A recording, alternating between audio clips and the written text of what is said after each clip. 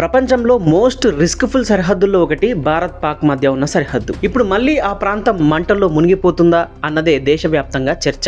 America, China వంటి దేశాలు మధ్యవర్తిత్వం చేయడానికి ప్రయత్నిస్తున్నా ఇది మా అంతర్గత విషయం అని భారత్ తేల్చి చెప్పేస్తోంది. మరోవైపు పాకిస్తాన్ ప్రధాని షహబాజ్ షరీఫ్ ట్రంప్ ని మధ్యవర్తిగా కోరుతున్నారు. భారత్ పాకిస్తాన్ మధ్య యుద్ధం ముగిసిపోలేదని, భవిష్యత్తులో ఎప్పుడైనా రావచ్చని మాజీ లెఫ్టినెంట్ జనరల్ హెచ్ఎస్ పనాగ్ సంచలన వ్యాఖ్యలు చేశారు. ఇందుకోసం భారత్ సిద్ధంగా ఉండాలని కూడా ఆయన సూచిస్తున్నారు. ఆపరేషన్ సింధూర్ తర్వాత ఇరు దేశాల మధ్య యుద్ధం ఆగిపోయిన సంగతి అందరికీ తెలిసిందే. జమ్మూ కాశ్మీర్ లో 26 మంది పౌరుల ప్రాణాలు బలిగొన్న పహల్గామ్ ఉగ్రదాడి తర్వాత ఉగ్రవాదులను ఏరివేసేందుకు భారత్ ఆపరేషన్ సింధూర్ ప్రకటించింది. పాకిస్తాన్ లో దాక్కున్న ఉగ్రవాదుల ఏరివేతే లక్ష్యంగా ఈ మిషన్ ప్రారంభించింది భారత్. అయితే ఆ తర్వాత ఇరు దేశాలు కాల్పుల విరమణ ఒప్పందాన్ని ప్రకటించాయి. ఈ సమయంలో పాకిస్తాన్ తో కాల్పుల విరమణ ఒప్పందంపై సైనిక చర్యల పరిధిలోనే ఉంటుందని, సింధు నదీ జలాల ఒప్పందం తాత్కాలికంగా నిలిపివేత సహా ఆ 5 అంశాల్లో ఎలాంటి మార్పు లేదని కేంద్ర ప్రభుత్వం స్పష్టం చేసింది.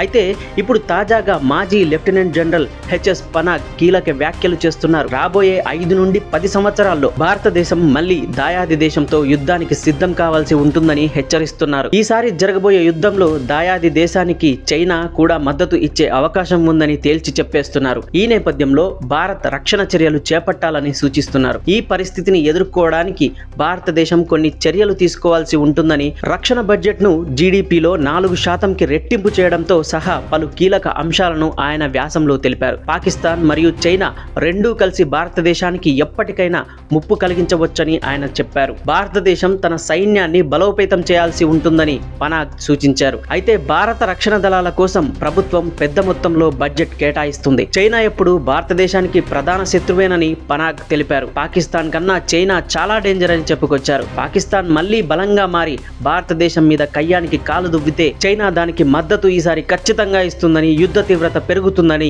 పనాగ్ తెలిపారు.